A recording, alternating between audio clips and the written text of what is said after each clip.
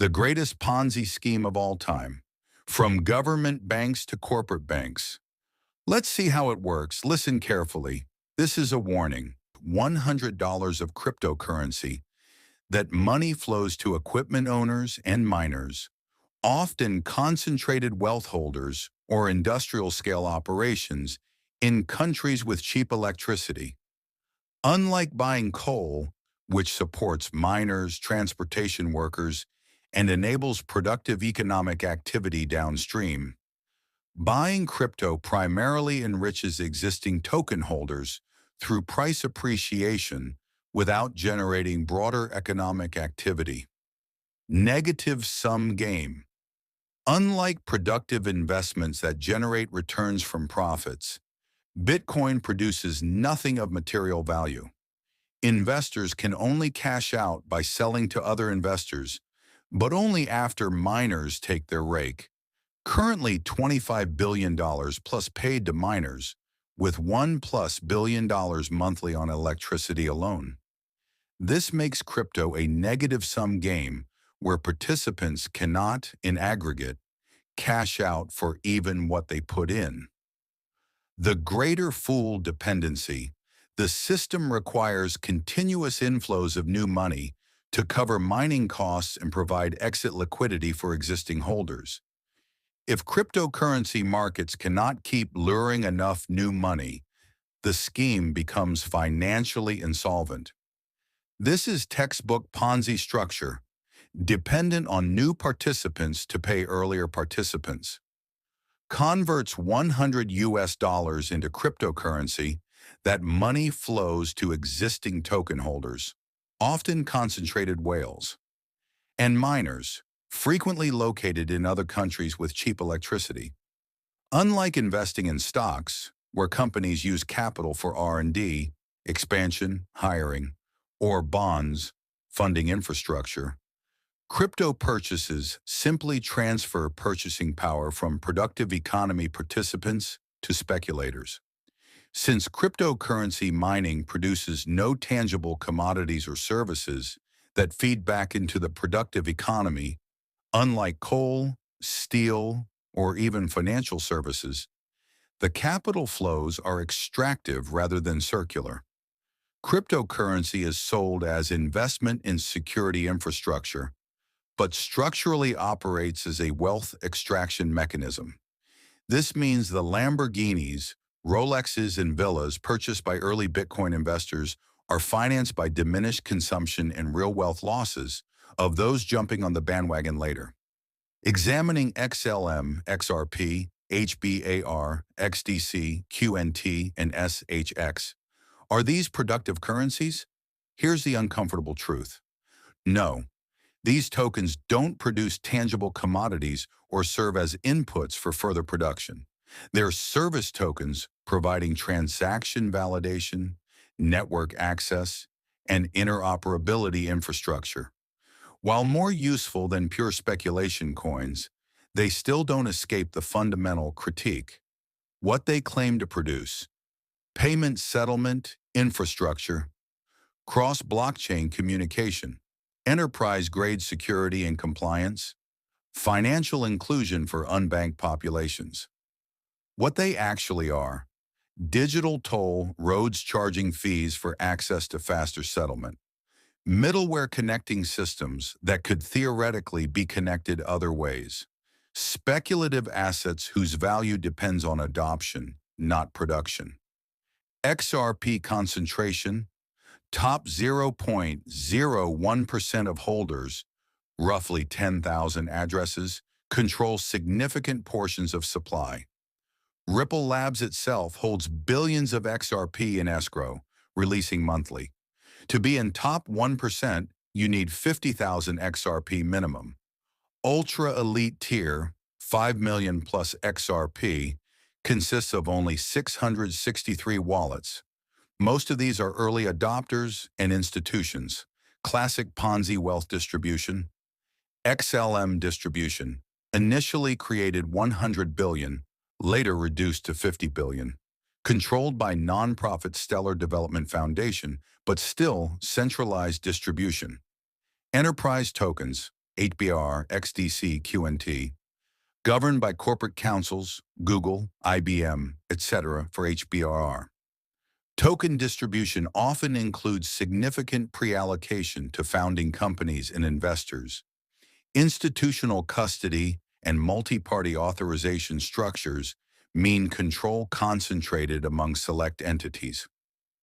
HBAR, governed by a council of 39 major corporations with rotating seats. XRP Ripple Labs controls significant token supply and network development. XLM Stellar Development Foundation makes key decisions. QNT Quant Network controls Overledger platform development. These enterprise tokens are centralized by design because institutions require compliance frameworks, ability to freeze reverse transactions, KYC, AML enforcement, regulatory oversight. This means the banks, corporations, institutional investors are literally the governance layer. There is no protection from them. They are the system. Zero tangible production. They don't mine coal, grow food, manufacture goods, or build infrastructure. They validate digital transactions, a service consumed immediately without creating lasting productive capacity. Value extraction, not creation.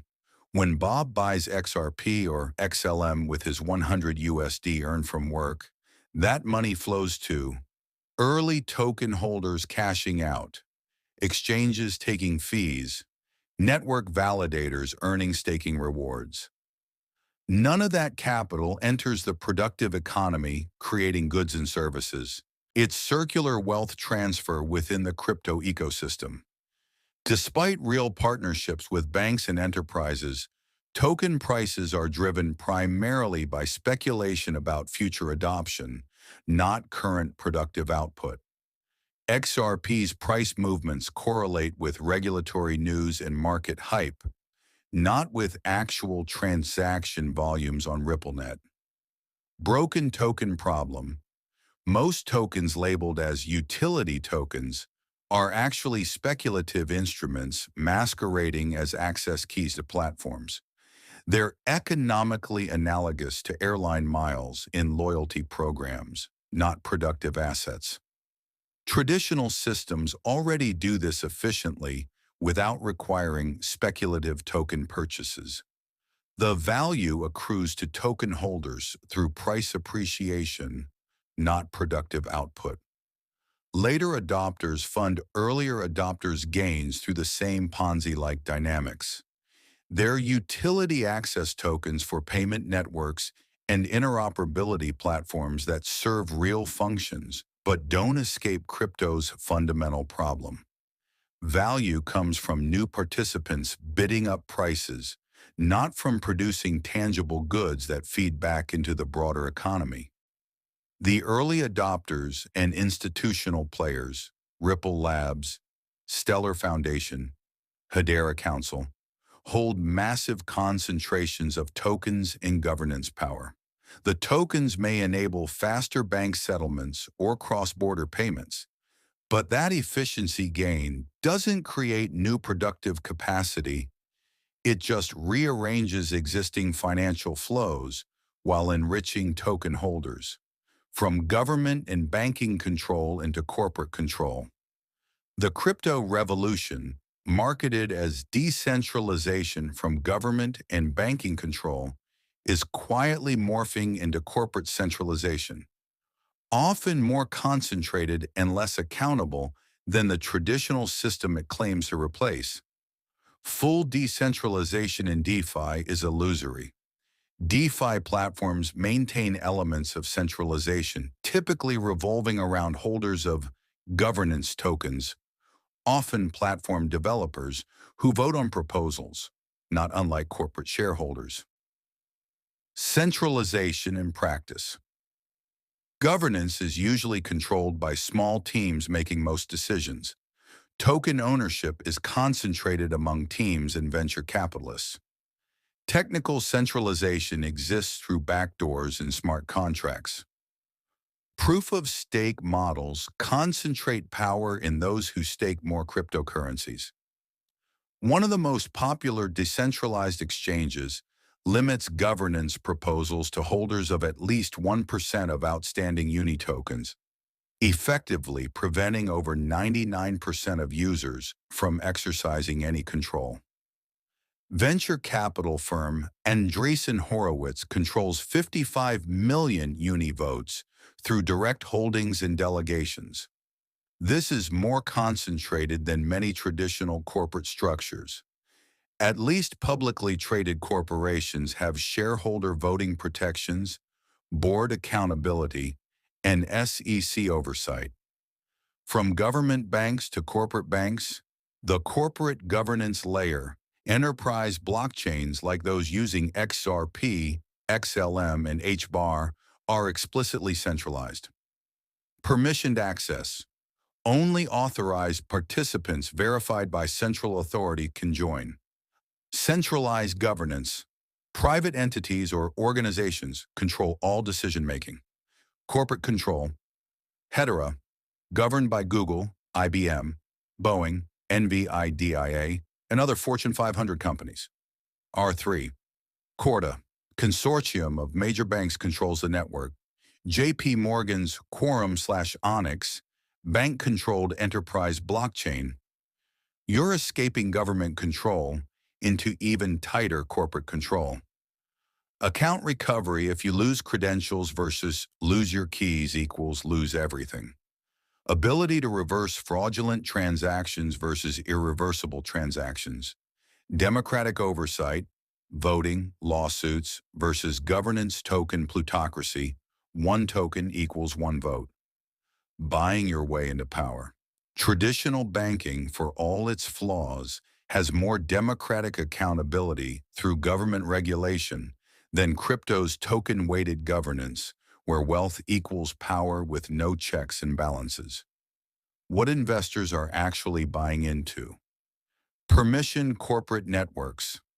The institutional adoption everyone celebrates means large corporations running private blockchains where they control who can participate, what transactions are allowed, how consensus is reached, when to freeze or reverse transactions. This is literally recreating traditional banking with extra steps. Most DeFi platforms are controlled by early-stage investors, venture capital firms, who received massive token allocations before public sale.